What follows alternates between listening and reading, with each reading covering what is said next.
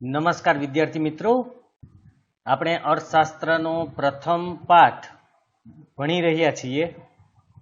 આગળના ભાગની અંદર આપણે જુદા જુદા અર્થશાસ્ત્રીઓ દ્વારા અર્થશાસ્ત્રની જે વ્યાખ્યાઓ આપવામાં આવેલી તેની વાત કરી હતી. હવે આગળનો ભાગ જોઈએ. જો તમને આ વિડીયો પસંદ આવે તો લાઈક કરજો, શેર કરજો અને જે વિદ્યાર્થી મિત્રો હજુ ચેનલને સબસ્ક્રાઇબ ન કરેલી હોય તે સબસ્ક્રાઇબ કરજો, અન્ય મિત્રોને પણ કરાવજો. ખાસ મિત્રો લાઈક કરજો જેથી મને વધુને વધુ પ્રોત્સાહન મળે અને સારામાં સારા વિડીયો હું બનાવું. બીજું કે આપણે જે કોઈ પણ વિષય જોઈએ છીએ એની હું લાઈન ટુ લાઈન સમજાવું છું. દરેક એક લાઈનની આપણે સમજૂતી મેળવીએ છીએ જેથી તમે સારી રીતે સમજી અને પરીક્ષામાં લખી શકો. તો આપણે શરૂ કરીએ. એકમલક્ષી અર્થશાસ્ત્ર અને સમગ્રલક્ષી અર્થશાસ્ત્ર. જો હું તમને ટૂંકમાં માહિતી આપું, એકમલક્ષી એટલે કોઈ એક એકમ, એક ભાગ, એક વિભાગ એનો જ માત્ર જો અભ્યાસ કરવામાં આવે તો એ એકમલક્ષી છે. સમગ્રલક્ષીમાં જેટલા પણ એમાં એકમ આવેલા હોય, જેટલા વિભાગ હોય, ટૂંકમાં કહીએ તો ટોટલ અભ્યાસ કરવામાં આવે તો એને સમગ્રલક્ષી અર્થશાસ્ત્ર કહેવાય. એમાં જે પણ હોય એ બધાનો અભ્યાસ કરવો એટલે સમગ્રલક્ષી. તો અર્થશાસ્ત્રના અભ્યાસ અને વિશ્લેષણના ક્ષેત્રની રીતે બે ભાગ પડે છે. જે અભ્યાસમાં અર્થતંત્રના એકમોનો અભ્યાસ થાય, યાદ રાખજો, એકમોનો અભ્યાસ થાય એ અલગ અલગ, તો તે એકમલક્ષી અર્થશાસ્ત્ર છે. અને જે અભ્યાસમાં અર્થતંત્રના સમગ્ર ક્ષેત્રનો અભ્યાસ થાય, જેટલા એકમ હોય બધા એકમોનો એક સાથે અભ્યાસ કરવામાં આવે, બધાનો અભ્યાસ કરવામાં આવે, એની અંદર જેટલા પાસા હોય, જેટલી એની બાજુ હોય, બધાનો અભ્યાસ કરવામાં આવે તો એને સમગ્ર ક્ષેત્રનો અભ્યાસ એટલે કે સમગ્રલક્ષી અર્થશાસ્ત્ર કહેવાય. અર્થશાસ્ત્રમાં માંગના અભ્યાસમાં વિશ્લેષણનું એકમ ગ્રાહક છે. વિશ્લેષણ એટલે વર્ગીકરણ કરવું. તો અર્થશાસ્ત્રના જે અંદર માંગ છે એના અભ્યાસમાં મેઇન અથવા તો પહેલો જો એકમ કોઈ હોય તો એ ગ્રાહક છે. પુરવઠાનો અભ્યાસ કરો તો એમાં પેઢી એ વિશ્લેષણનું એકમ છે. પેઢી આપણે વાણિજ્ય વ્યવસ્થામાં પણ આવશે. પેઢી એટલે અહીંયા સંચાલન કરતી સંસ્થા. તો પુરવઠાના અભ્યાસમાં પેઢી એકમ છે. વપરાશનો એકમ વસ્તુ અથવા તો સેવા છે. વપરાશ કાં આપણે વસ્તુનો વપરાશ કરીએ, કાં આપણે સેવાનો વપરાશ કરીએ. શ્રમ બજારમાં શ્રમ છે એ એકમ છે. તો આ બધા એકમો છે. આમાં એક એકમનો અભ્યાસ કરો તો એ એકમલક્ષી છે. જ્યાં આ એકમના વર્તનનો અભ્યાસ થાય, જ્યાં સીમાંતની ગણતરી થાય એ અભ્યાસ એકમલક્ષી છે. સીમાંત જેને માર્જિન કહેવાય છે. આપણે માર્જિન એટલે બે વચ્ચેનો ગાળો. તો જ્યાં આવા કોઈ ગાળાની કે સીમાંતની ગણતરી થતી હોય એવા અભ્યાસને એકમલક્ષી કહેવાય. એમાં એક એકમનો અભ્યાસ થાય છે. આવા અભ્યાસનું કેન્દ્ર બિંદુ એકમ હોય છે. મેઇન સેન્ટર, મેઇન પોઈન્ટ એકમ હોય. કોઈ એક એકમ ઉપર એનો અભ્યાસ કરવામાં આવે છે. જ્યારે સમગ્રલક્ષી અભ્યાસ સમષ્ટિનો અભ્યાસ કરે છે. સમષ્ટિ એટલે સમગ્ર વસ્તુ, ટોટલી જેટલી વસ્તુ છે એ બધાનો.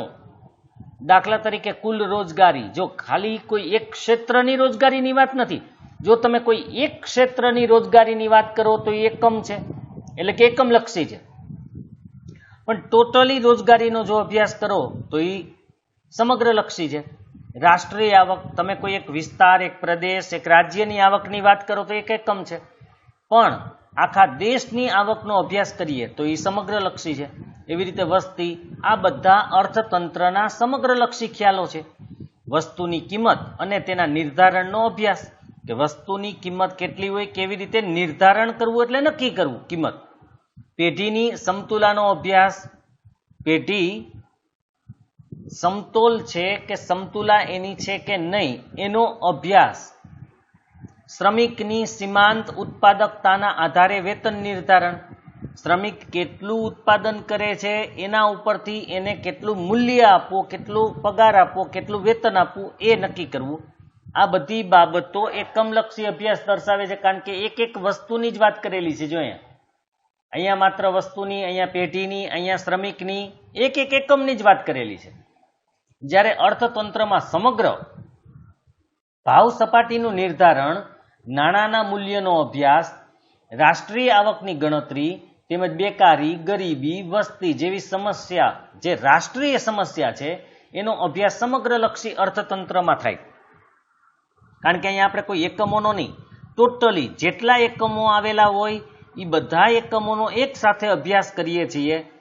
સમગ્ર ભાવ સપાટી કેવી રીતે નક્કી થાય? કોઈ એક વસ્તુના ભાવની વાત નથી, યાદ રાખજો. કોઈ એક વસ્તુનો ભાવ નક્કી કરવો હોય તો એકમલક્ષી થઈ જાય. બધી વસ્તુઓનો ભાવ નક્કી કરવો હોય, ટોટલી ભાવ આખો જાણવો હોય બધી જ વસ્તુઓનો, તો એ થઈ ગયું સમગ્રલક્ષી. રાષ્ટ્રીય આવકની વાત કરો તો સમગ્રલક્ષી. બેકારી, ગરીબી, વસ્તી કે વસ્તી વધારો જે પણ છે, રાષ્ટ્રીય સમસ્યાઓ, એ આખા દેશની સમસ્યાનો અભ્યાસ આપણે કરીએ તો એ સમગ્રલક્ષી અર્થશાસ્ત્ર કહેવાય છે. એકમલક્ષી અર્થશાસ્ત્ર ગ્રાહક, પેઢી, શ્રમિક જેવા આર્થિક એકમોને નિર્ણય કરવામાં મદદરૂપ થાય. એકમલક્ષી અર્થશાસ્ત્રનો તમે અભ્યાસ કરો તો જે એકમો એના આવેલા છે એ એકમોનો નિર્ણય, મતલબ કે એની પસંદગી, એનો ભાવ, એનું વેતન, આ બધું એનાથી નક્કી થાય. તેમના આર્થિક વર્તનને સમજવામાં ફાળો આપે છે. આર્થિક વર્તન, આર્થિક વ્યવહાર, મેં કીધું એવી રીતે ભાવ કેટલો રાખવો, કેટલું વેતન આપવું, પેઢી નફો કરે કે નુકસાન કરે એની વાત કરવી, તો એ આર્થિક વર્તન આપણે સમજી શકીએ. જ્યારે સમગ્રલક્ષી અર્થશાસ્ત્ર સરકારને આર્થિક નીતિ ઘડવામાં, આર્થિક સંસ્થાઓને નિર્ણય લેવામાં મદદ કરે. યાદ રાખજો, એકમલક્ષી જે અભ્યાસ છે અર્થશાસ્ત્રનો, એ કોઈ એકમનો આર્થિક વર્તન કે વ્યવહાર છે એ સમજવામાં મદદરૂપ થાય. પણ સમગ્રલક્ષી જો તમે અર્થશાસ્ત્રનો અભ્યાસ કરો, દાખલા તરીકે આપણા ભારતની વાત કરીએ તો સમગ્રલક્ષી અર્થતંત્ર કે અર્થશાસ્ત્રનો જ અભ્યાસ એ કરે છે, જેથી આર્થિક નીતિ ઘડવામાં એમને ફાયદો થાય. આર્થિક નીતિ ઘડવી એટલે કરવેરાનો કેવી રીતે નાખવા, કેટલા નાખવા, સરકારને આવક કેવી રીતે થશે, જાવક ક્યાં જશે, એ બધો હિસાબ કરવામાં સરળતા પડે. આર્થિક સંસ્થાઓને પણ નિર્ણય લેવામાં મદદરૂપ થાય કે સંસ્થા માટે નાણાં રોકવાના હોય, નાણાં મેળવવાના હોય, તો એની પણ એને ખબર પડે આના ઉપરથી. યાદ રહે, એકમલક્ષી અને સમગ્રલક્ષી એ બે ભાગ અભ્યાસ અને વિશ્લેષણના હેતુ નક્કી કરવા પૂરતા જ છે. માત્ર વર્ગીકરણ અને અભ્યાસમાં સરળતા પડે એટલે ભાગ પાડેલા છે, બાકી ખરેખર કોઈ બીજા ભાગ નથી. બાકી એકમલક્ષી અભ્યાસો પરથી સમગ્રલક્ષી નીતિ ઘડવામાં મદદ મળી શકે. તમે એક એક એકમનો અભ્યાસ કરી લો તો આપોઆપ સમગ્રલક્ષી અભ્યાસ થઈ જ જાય, અને સમગ્રલક્ષી નીતિની એકમ પર પડેલી અસરોનો અભ્યાસ પણ થઈ શકે. એટલે કે એકમલક્ષી અભ્યાસ કરવાથી સમગ્રલક્ષી અભ્યાસ થાય. સમગ્રલક્ષી અભ્યાસ કરો તો એની એકમો ઉપર શું અસર થાય એ પણ આપણે ખબર પડી જાય. કારણ કે તમે સમગ્ર, આપણે રાષ્ટ્રીય આવકની વાત કરી લઈએ, આખા દેશની, સમગ્ર દેશની રાષ્ટ્રીય આવકની વાત કરી લઈએ તો જુદા જુદા એકમોની આવક પણ તમને ખબર પડી જ જશે. એના ઉપર શું ઇફેક્ટ આવી, એની આવક વધી ઘટી, એ પણ તમને ખબર પડશે. એટલે એકમલક્ષી ઉપરથી સમગ્રલક્ષીનો ખ્યાલ આવી જાય, સમગ્રલક્ષી અર્થશાસ્ત્ર ઉપરથી એકમલક્ષી અર્થશાસ્ત્રનો ખ્યાલ પણ આવી જાય. ત્યાર પછીનો આપણો મુદ્દો છે આર્થિક માહિતીની રજૂઆત. હવે જે આર્થિક માહિતી હોય એને કેવી રીતે રજૂ કરવી? તો આર્થિક અભ્યાસોમાં સિદ્ધાંત કે માહિતીની રજૂઆત ત્રણ રીતે થાય છે. એક ભાષા દ્વારા, એટલે કે વર્ણનાત્મક રીતે, આંકડાઓ દ્વારા, અને ત્રીજું આકૃતિ દ્વારા, પ્રતિકાત્મક રીતે, એટલે કે સંકેત અથવા સંજ્ઞા દ્વારા, જેને કહી શકીએ. હવે એક ભાષા દ્વારા વર્ણનાત્મક રીત જે છે, જેમ કે માંગના નિયમમાં આપણે સમજીશું, બરાબર યાદ રાખજો, આપણે માંગ અને પુરવઠો આવશે ખાસ વાણિજ્ય વ્યવસ્થાની અંદર પણ અને આમાં પણ. તો માંગના નિયમમાં આપણે સમજીશું કે વસ્તુની કિંમતમાં ઘટાડો થવાથી વસ્તુની માંગમાં વિસ્તરણ થાય, એટલે કે માંગ વધે. જે વસ્તુની કિંમત ઘટે એની માંગ વધે. ઓછી કિંમતવાળી વસ્તુ સૌથી વધારે ખરીદાતી હોય છે, આ યાદ રાખજો. આ થઈ ભાષા દ્વારા વર્ણનાત્મક રજૂઆત. ભાષા દ્વારા કે ભાઈ કિંમત ઘટે તો માંગ વધે. આ જ વાત આંકડામાં નીચે મુજબ રજૂ થાય. અહીંયા કિંમત છે, અહીંયા માંગ, અહીં એકમ, મતલબ આપણે જોઈએ કે 20 રૂપિયામાં 20 નંગ કે એકમ કહી શકીએ મળે છે, કિંમત ઘટી 15 થઈ તો 40 મળે છે, 15 ના 10 થયા તો 60 મળે છે, 10 ના 5 થયા તો 80 મળે છે. મતલબ કે જેમ કિંમત ઘટતી જાય એ માંગ અહીંયા વધતી જાય છે. અહીંયા મેળવવાની માંગ વધે છે, ખરીદવાની શક્તિ વધે છે. તો આંકડામાં પણ એ જ બાબત સ્પષ્ટ થાય છે કે કિંમત ઘટતા માંગનું વિસ્તરણ થાય. માંગ વિસ્તરણ થવું એટલે અહીંયા વધવાના અર્થમાં લેવાનું છે તમારે. જેમ કિંમત ઘટતી જશે એમ એની માંગ વધતી જશે, ખરીદવાનું પ્રમાણ વધતું જશે. ત્યાર પછી આપણે ગ્રાફની વાત કરી લઈએ. આકૃતિમાં ઉગમ બિંદુથી જોતા ઉપરથી નીચે જતી રેખા એ જ બાબત દર્શાવે છે કે એક ચલ એટલે કે એની કિંમતમાં ઘટાડો થાય ત્યારે બીજા ચલ એટલે કે માંગનું વિસ્તરણ થાય. હવે આ તમારે પહેલા તો આપણે ગ્રાફ સમજી લઈએ કે અહીંયા છે એ કિંમત છે અને અહીંયા છે એ માંગ છે. બરાબર જોજો, અહીંયા માંગ છે. હવે સમજવાનું શું છે એ જુઓ. ઉપરથી જેમ જેમ તમે નીચે આવો છો, અહીંયા 20ની કિંમત હતી, 20 રૂપિયા કિંમત આપણે કહી શકીએ, અને અહીંયા પહોંચ્યા ત્યારે 5 રૂપિયા કિંમત થઈ ગઈ.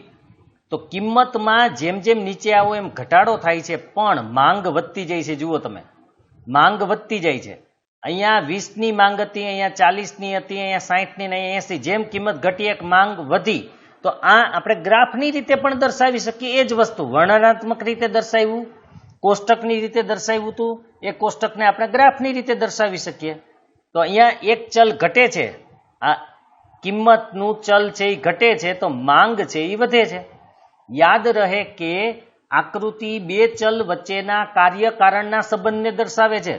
આ ખાસ યાદ રાખવાનું. બે ચલ વચ્ચે કાર્યકારણ એટલે કે એકનો ઘટવાથી બીજાનો વધારો કે એકનો વધારવાથી બીજાનો ઘટાડો એ શું થાય છે, કોની અસર કોના ઉપર થાય છે એ દર્શાવે છે. તો અહીંયા આ બે ચલ વચ્ચેનો જ એક સંબંધ દર્શાવે છે આકૃતિ. અર્થશાસ્ત્રની તમામ રજૂઆતો તાર્કિક હોય છે. તાર્કિક એને કહેવાય, તર્ક ઉપર આધારિત હોય, જેમાં આપણે આદર્શવાદી ન કહી શકીએ પણ આપણે અનુમાનો લગાવતા હોય એ પ્રકારના હોય. જો અને તોના સ્વરૂપમાં તે રજૂ થાય છે. જો અને તો શરતવાળી આપણે ખબર છે. જો અને તો વાળું છે એ તાર્કિક છે. એ માત્ર સંભાવના છે કે જો હું વધુ વાંચીશ તો હું સારા માર્ક લઈ આવી શકીશ. આમ સાચી વાત છે, પણ એ માત્ર તર્ક છે. હજુ કે જો વરસાદ પડશે તો પાક સારો થશે, પણ એ તર્ક છે. એ વસ્તુ થશે તો જ એ બરાબર યોગ્ય રીતે થઈ શકશે. મતલબ કે વાંચશો તો જ પાસ થઈ શકશો, સારા માર્ક લઈ આવી શકશો. વરસાદ પડશે તો જ પાક સારો થશે, પણ હજુ સંભાવના છે. આ એટલે તાર્કિક હોય છે. અને ધારેલી પરિસ્થિતિમાં જ તે વધારે સાચી પડે છે. ધારેલી પરિસ્થિતિમાં એટલે કે આપણે જેમ વિચાર્યું હોય, મેં કીધું કે જો વરસાદ પડશે તો પાક સારો થશે, એટલે કે આપણે ધારેલી પરિસ્થિતિ છે વરસાદ પડવાની, એ પરિસ્થિતિ જે ધારી હતી એ બરાબર થાય તો જ આ વિગત કે હકીકત સાચી પડે. અને તાર્કિક રજૂઆતોને વધારે આધારભૂત રીતે રજૂ કરવા માટે આંકડાકીય માહિતીઓ ઉપયોગી છે. કારણ કે તર્કને સાચી રીતે બતાવવો હોય તો આંકડા દર્શાવવા જરૂરી છે. જો આટલા હશે તો આટલું થશે. એટલે આંકડાકીય માહિતીનું મહત્વ વધારે છે. તો હવે આપણે આંકડાકીય માહિતીનું મહત્વ જોઈએ. આંકડાકીય માહિતીનું મહત્વ એમાં નીચે મુજબ એની આર્થિક રજૂઆતોમાં કેવી રીતે એનું મહત્વ છે એ જોઈએ. તો પહેલો પોઈન્ટ છે, સિદ્ધાંતોની આધારભૂતતામાં વધારો થાય છે. અર્થશાસ્ત્રમાં બે આર્થિક ચલ વચ્ચેના કાર્યકારણના સંબંધને તપાસીને સિદ્ધાંતો રજૂ કરવામાં આવે છે. હમણાં આપણે જોયું બે ચલ કયા હતા, કિંમત અને માંગ. તો એ બે ચલ વચ્ચે શું સંબંધ છે, વધારો થાય છે, ઘટાડો થાય છે, એક વધે અને બીજું ઘટે છે, એક ઘટે અને બીજું વધે છે. એ કાર્યકારણનો સંબંધ ચેક કરી અને સિદ્ધાંત નક્કી કરવામાં આવે. બંને વધે છે, બંને ઘટે છે, ગમે એ હોઈ શકે. આ સિદ્ધાંતોને વ્યવહારમાં ચકાસવા માટે આધારભૂત રજૂઆત માટે આંકડાકીય માહિતી જરૂરી છે, મહત્વની છે. હમણાં જ આપણે કોષ્ટક જોયું આંકડાકીય માહિતી. એ આંકડાકીય માહિતી હોય તો તમે એ સિદ્ધાંત સાચો છે કે ખોટો છે એ ચકાસી શકો. કારણ કે સિદ્ધાંત એક નક્કી કર્યો, એ સિદ્ધાંત આંકડા ઉપરથી જ નક્કી થાય કે ભાઈ એક ચલ ઘટે છે તો બીજું ચલ વધે છે કે નથી વધતું, એ આંકડા ઉપરથી આપણે જાણી શકીએ છીએ. દાખલા તરીકે વરસાદ અને ખેત ઉત્પાદન વચ્ચેનો સંબંધ. હવે વરસાદ વધે તો ખેત ઉત્પાદન પણ વધે. આ બે વચ્ચેનો કાર્યકારણનો સંબંધ છે. કિંમત અને માંગ વચ્ચેનો સંબંધ, કિંમત ઘટે તો માંગ વધે, એ પણ એક કાર્યકારણનો સંબંધ છે. એવું જરૂરી નથી કે એક વધે તો બીજું વધે, એક ઘટે તો બીજું ઘટે. ઘણી વખત બંને વધતા હોય, ઘણી વખત બંને ચલ ઘટતા હોય, ઘણી વખત એક વધે અને બીજું ઘટે, ઘણી વખત એક ઘટે અને બીજું વધે. જેમ કે કિંમત ઘટે તો માંગ વધે, કિંમત વધે તો માંગ ઘટે. નફા અને ઉત્પાદન વચ્ચેનો સંબંધ આંકડાકીય આધાર સાથે રજૂ થાય તો વધારે વિશ્વસનીય બને છે. કારણ કે આ બધા એવા સંબંધો છે કે જો આંકડા રજૂ કરો તો એના ઉપરથી તમને ચોક્કસ સિદ્ધાંત મળે અને એ સિદ્ધાંત વિશ્વાસપાત્ર બને અને સિદ્ધાંત વ્યવહારમાં પણ સાચો જ છે કે કેમ તે તપાસી શકાય. હું ખાલી એમનેમ કહી દઉં કે વરસાદ સારો થાય તો ઉત્પાદન સારું થાય, પણ એ વિશ્વસનીય નથી. કારણ આંકડા આપો કે ભાઈ આ વર્ષે આટલો વરસાદ થયો તો આટલું ઉત્પાદન થયું, બીજા વર્ષે એનાથી વધુ વરસાદ થયો તો વધુ ઉત્પાદન થયું, એના આંકડા બતાવો. તો એનો મતલબ કે તમે આંકડાકીય માહિતી આપો તો એ સિદ્ધાંત સાચો છે કે કેમ એ આપણે ચેક પણ કરી શકીએ છીએ. હવે આપણે બીજો એનો પોઈન્ટ જોવાનો છે, દશા અને એના દિશાના વલણો જાણવા માટે. દશા અને દિશા, એની દશા એટલે હાલત, સ્થિતિ, અને દિશા કઈ દિશામાં જઈ રહ્યું છે આપણે કહેતા હોય ને એ ટાઈપનું. તો સમગ્ર અર્થતંત્ર કે તેના કોઈ એક ક્ષેત્રના વલણો કયા પ્રકારના છે, કઈ દિશામાં છે તે આંકડાઓ દ્વારા જાણી શકાય. અર્થતંત્ર છે કઈ દિશામાં જઈ રહ્યું છે, એની સ્થિતિ શું છે, લાભદાયક છે, નુકસાનકારક છે, એ બધી વિગત આંકડાકીય માહિતી દ્વારા આપણને મળી જાય. આંકડા વધતા જતા હોય તો સમજી લેવાનું દિશા યોગ્ય છે, વિકાસની દિશા છે. ઘટતા જતા હોય તો આપણે સમજવું પડે કે ભાઈ આમાં કંઈક તકલીફ છે. દાખલા તરીકે રાષ્ટ્રીય આવકમાં ખેતીના હિસ્સાનું પ્રમાણ ઘટતું જાય છે. જુઓ તો અહીંયા તમને એની દિશા ખબર પડી, એનું વલણ ખબર પડી ગયું કે ભાઈ દેશની જે ટોટલ આવક હતી એમાં પેલા ખેતીનો હિસ્સો સૌથી વધારે હતો, પણ જેમ જેમ ઉદ્યોગોનો અને સેવા ક્ષેત્રનો વિકાસ થતો ગયો તેમ તેમ ખેતીના હિસ્સાનું, ખેતીનો જે ભાગ હતો એનું પ્રમાણ ઘટતું ગયું. ભારતની આયાતોમાં વધારો થઈ રહ્યો છે.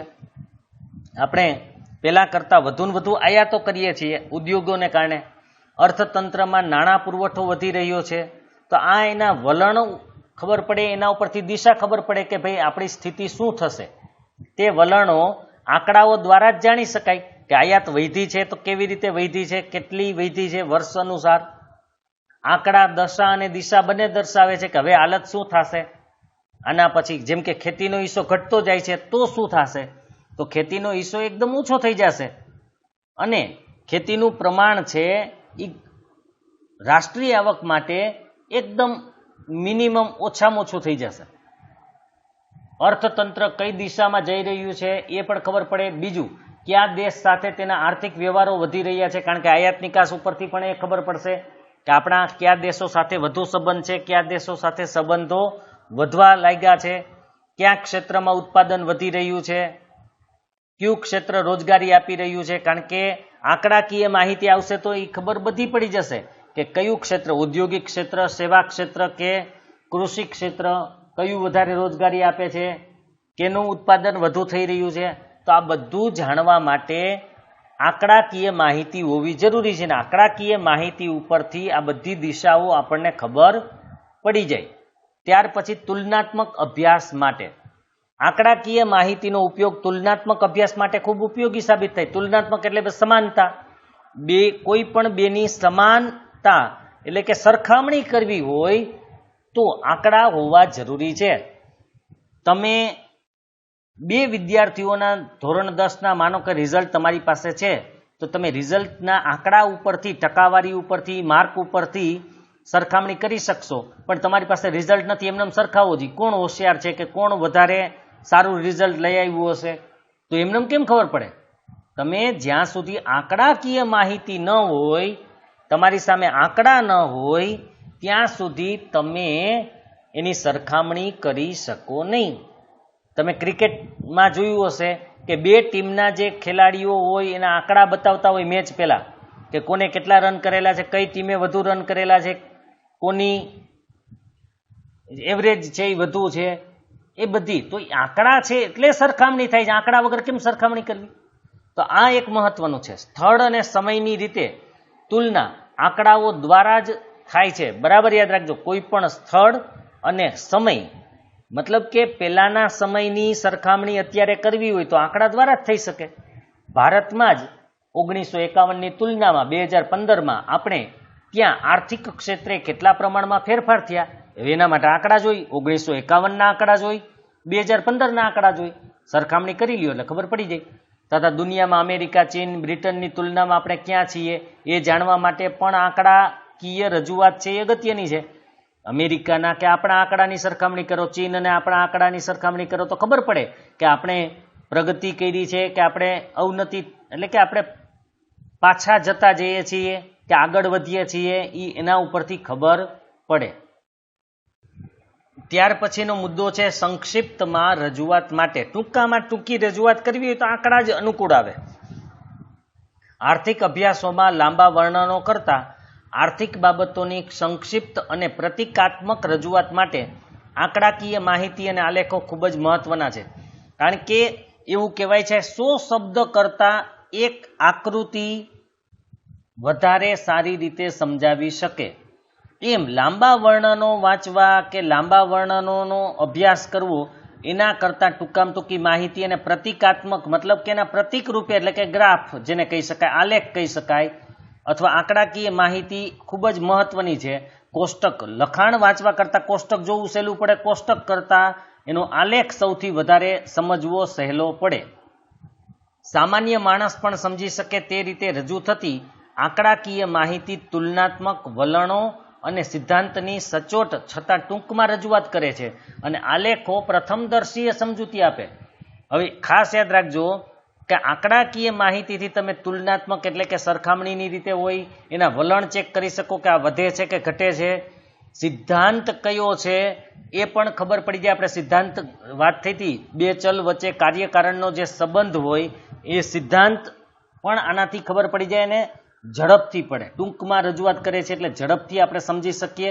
એમાંય આલેખ તો એવો છે કે પ્રથમદર્શીય સમજૂતી, પેલા જોઈને ડાયરેક્ટ સમજૂતી આપણને મળી જાય આલેખ જોતા જ. એટલે તો ક્રિકેટમાં જ્યારે રન બનેલા હોય ત્યારે મોટે ભાગે વિકેટને એના માટે ગ્રાફ જ દોરેલા આવે છે. જુઓ, અભણ માણસ કદાચ ભણેલો ન હોય તો પણ સમજી શકશે. હવે અભણ માણસ હોય અને એ બધું લખેલું આવે તો એ ક્યારે વાંચી લે, કેવી રીતે સમજી શકે? વાંચતાય નહીં આવડે ઇંગ્લિશમાં તો. પણ એના કરતાં ગ્રાફ હોય, ભલે એને ઇંગ્લિશ કંઈ વાંચતા નહીં આવડતું હોય તો એ કહી શકશે કે કયા ઓવરમાં કેટલા રન કરેલા, ક્યારે વિકેટ ગઈ, કોની એવરેજ વધારે છે. બે લાઈન હોય, તમને ખબર હશે તો કોની લાઈન વધારે છે, કોની લાઈન ઓછી છે, એ પણ તમે એમાં જોઈ શકો છો. તો એ પ્રથમદર્શીય સમજૂતી આપે, સીધી જ તમને ખબર પડી જાય એમાં. હવે આંકડાકીય માહિતીને આકૃતિ, એટલે કે આલેખમાં રજૂ કરતી વખતે ધ્યાનમાં રાખવાની બાબતો. તો આપણે કોઈ પણ આંકડાકીય માહિતી આપી હોય તો આલેખ કેવી રીતે દોરી શકાય હજુ આપણે એ પણ જોશું. અને આંકડા શાસ્ત્ર જે લોકો રાખશે એને પણ આવી જ રીતે ગ્રાફ દોરવાના આવે છે, એટલે એને પણ આ માહિતી ખૂબ જ ઉપયોગી બનશે. અર્થશાસ્ત્રીય રજૂઆતોમાં સંશોધનોના તારણ કોઈ કાઢેલા હોય તો એ તારણોમાં સિદ્ધાંતોના ફલિતાર્થોની વિશ્વસનીયતાનો આધાર આંકડાકીય રજૂઆત છે. બરાબર યાદ રાખજો, કોઈ પણ અર્થશાસ્ત્રીય રજૂઆત હોય, સંશોધન કરેલું હોય, એનો તારણ કાઢ્યા હોય, સિદ્ધાંતો છે, એનું પરિણામ શું છે એ બધું ચેક કરવા માટે આંકડાકીય રજૂઆત ખૂબ જ અગત્યની છે. આંકડામાં પ્રાપ્ત વિગતોને આલેખ કે આકૃતિમાં પ્રતિકાત્મક રીતે આકર્ષક સ્વરૂપમાં રજૂ કરી શકાય છે. જેનાથી મેં કીધું ને તમને કે ગ્રાફ દોરેલો હોય તો એ આપણે ઝડપથી સમજાઈ જાય શબ્દો કરતાં, અને આકર્ષક પણ ખરું. લાંબુ વાંચવું કોઈને ગમતું નથી, પણ ગ્રાફ સમજવો સરળ પડે. આલેખ કે આકૃતિ માહિતીને સરળ રીતે સમજાવે છે, એકદમ સરળતાથી સમજાઈ જાય, પણ તે રજૂ કરતી વખતે કેટલીક બાબતો ધ્યાનમાં રાખવી જરૂરી છે, જે પૃષ્ઠ 6 પર દર્શાવ્યા મુજબ છે. 6થા પેજ ઉપર આપેલું છે આપણને. તો એની પહેલી બાબત કઈ ધ્યાનમાં રાખવાનું? વિશ્વસનીય પ્રાપ્તિ સ્થાન. આર્થિક સિદ્ધાંતો કે તારણો જેના આધારે આપવામાં આવ્યા છે તે આંકડાકીય માહિતીના પ્રાપ્તિ સ્થાન વિશ્વસનીય અને સર્વમાન્ય હોય તે ઈચ્છનીય છે. મતલબ કે તમે આંકડાકીય માહિતી મેળવી, આંકડા જ્યાંથી મેળવા છે એ જે સ્ત્રોત છે, એ પ્રાપ્તિ સ્થાન છે, એ વિશ્વાસપાત્ર હોવું જોઈએ અને બધાનું માન્ય હોવું જોઈએ. કારણ કે ખોટા આંકડા ખોટી માહિતી રજૂ કરે છે, જેનાથી લોકો ગેરમાર્ગે દોરાય. એટલે તમે જે આંકડા પ્રાપ્ત કર્યા એ વિશ્વાસપાત્ર હોવા જોઈએ, યોગ્ય સ્ત્રોતમાંથી મળેલા હોવા જોઈએ. જેમ કે ભારતની આર્થિક સ્થિતિ દર્શાવવા માટે રાષ્ટ્રીય સર્વે, વિશ્વ બેંકનો રિપોર્ટ, કેન્દ્ર સરકારની આંકડાકીય સંસ્થા વગેરેના આંકડા વધારે આધારભૂત ગણવામાં આવે છે.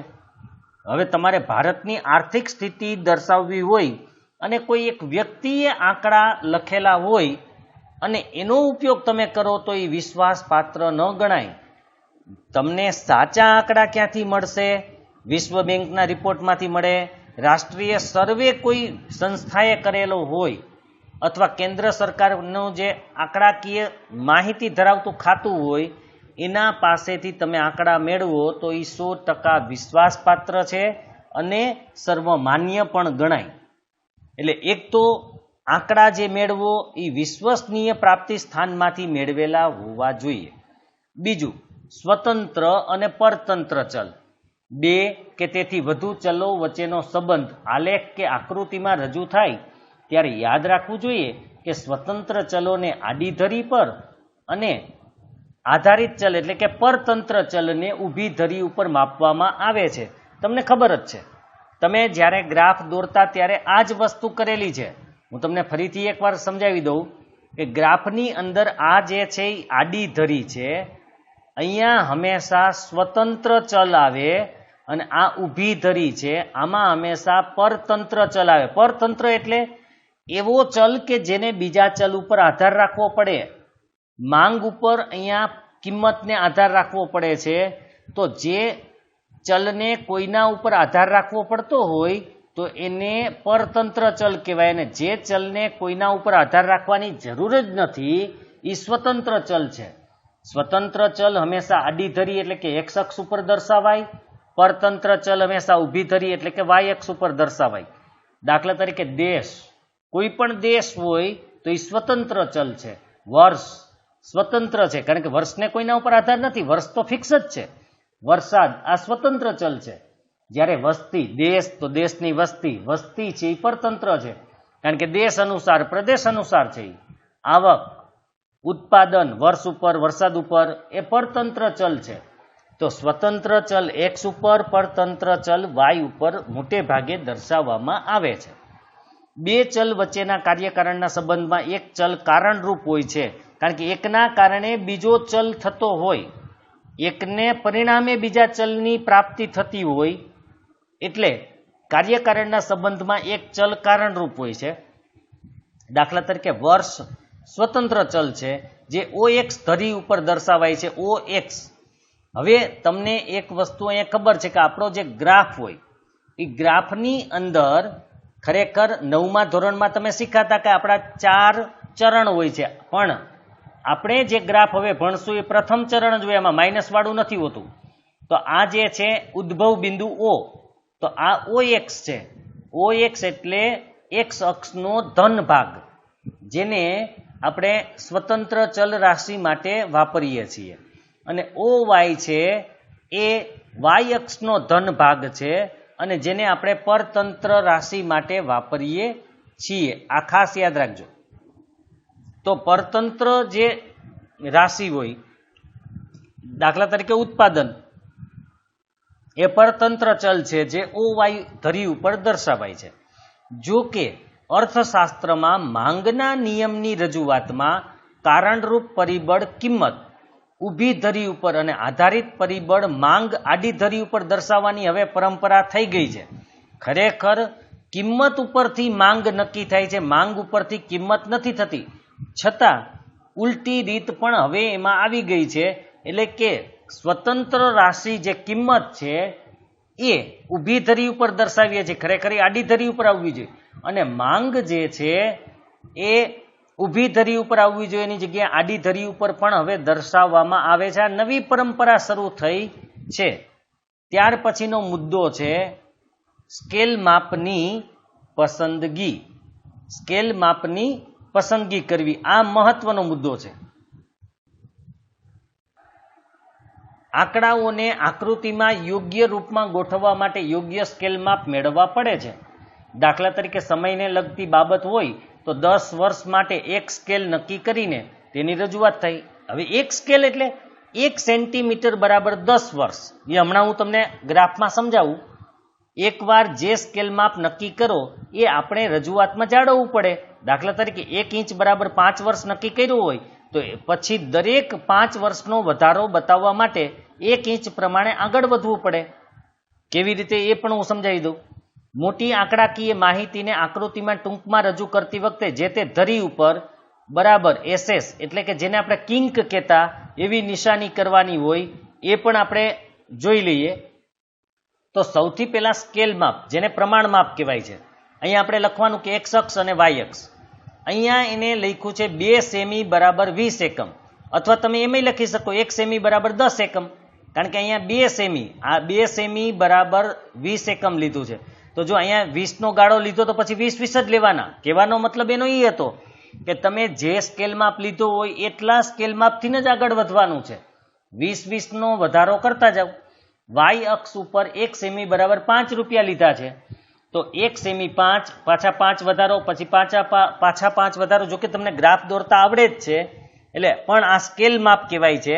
અહીંયા ખાસ લખવું પડે કે x અક્ષ ઉપર 1 સેમી બરાબર કેટલા અને y અક્ષ ઉપર 1 સેમી બરાબર કેટલા જે હોય, અને અહીંયા એનો એકમ હોય એ પણ અહીંયા રૂપિયા એનો એકમ છે તો એ લખો. અહીંયા કંઈ એકમ નથી તો પાછળ એકમ લખવું પણ જરૂરી છે. ત્યાર પછી આપણે મુદ્દો જોવાનો છે આંકડાકીય માહિતીની આકૃતિ કે આલેખમાં રજૂઆત. હવે આપણે આલેખ કેવી રીતે દોરવા, કેટલા પ્રકારના હોય એની વાત આપણે કરવાની છે. આપણે આવતા ભાગમાં આ પાઠ પૂરો કરી જ દેશું અને થઈ જ જશે, કારણ કે લાસ્ટ ભાગ છે. તો આપણે આવતી વખતે જોશું આંકડાકીય માહિતીને આકૃતિ કે આલેખની રજૂઆત. અને આંકડા શાસ્ત્ર જે રાખ્યું છે એને પણ આ ઉપયોગી છે, કારણ કે એને પણ ગ્રાફ દોરવાના આવશે જ. તો ખૂબ જ તમારા માટે ઉપયોગી આગળનો ભાગ બનશે. તો એ આવતા ભાગમાં આપણે અભ્યાસ કરશું. અને મિત્રો લાઈક કરજો અને વિડીયોને બને એટલો શેર કરજો, જેથી બધા વિદ્યાર્થીઓ સુધી પહોંચી શકે. તો નેક્સ્ટ પાર્ટમાં ફરીથી આપણે મળશું.